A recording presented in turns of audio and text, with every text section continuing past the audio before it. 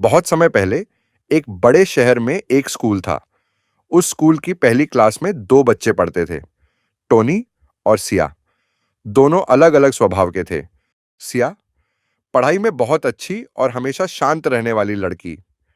Tony मस्तीखोर और singing में सबसे आगे रहने वाला लड़का। दोनों की ज्यादा बातचीत नहीं होती थी।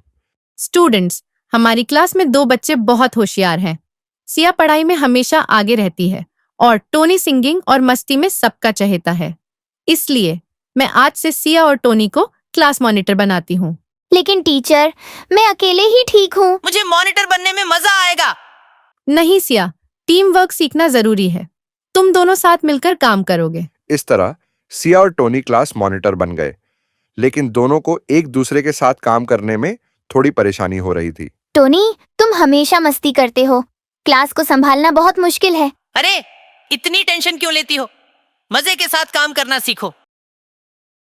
एक दिन टीचर ने कहा, सिया, टोनी, मैं किसी काम से प्रिंसिपल सर के ऑफिस जा रही हूँ। तब तक क्लास का ध्यान रखना। अगर कोई शोर करे तो उनके नाम ब्लैक बोर्ड पर लिख देना। ठीक ओके, है टीचर। टीचर। लेकिन जैसे ही टीचर क्लास से बाहर गईं, स्टूडेंट्स शोर मचाने लगे। तुमने किडी चैंट्स का कल का कार्टून देखा? हाँ, बहुत मजेदार था। प्लीज शोर मत करो।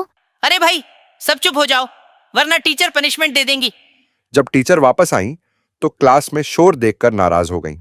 मैंने तुम दोनों से क्लास का ध्यान रखने को कहा था। Sorry teacher. हम अगली बार बेहतर करेंगे। अगले दिन टीचर को फिर से क्लास से बाहर जाना पड़ा।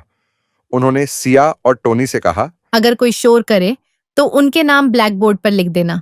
ठीक है टीचर। टीचर के जाते ही स्टूडेंट्स फिर से शोर मचाने लगे। चिंकी, इस बार नाम लिखने का काम मुझ पर छोड़ दो। टोनी ने सभी शोर मचाने वाले बच्चों के नाम ब्लैक बोर्ड पर लिख दिए। जब टीचर वापस आईं, स्टूडेंट्स को पनिशमेंट मिली। जिसका नाम बोर्ड पर है वे खड़े हो जाएं। धीरे धीरे क्लास के बाकी बच्चे सिया और टोनी से नाराज होने लगे। कोई उनसे बात नहीं करता था। अब कोई मुझसे बात नहीं करता। मेरे साथ भी यही हो रहा है। एक दिन टोनी ने सिया से कहा, शायद हमें कोई और तरीका अपनाना चाहिए। हाँ, लेकिन क्या? उन्होंने मिलकर एक आइडिया सोचा। अगले दिन क्लास में, हम जानते हैं कि जब हम तुम्हारे नाम बोर्ड पर लिखते हैं तो तुम्हें पनिशमेंट मिलती है। लेकिन अगर तुम बिना शोर मचाए धीरे धीरे बात करोगे तो हम किसी का नाम नहीं लिखेंगे।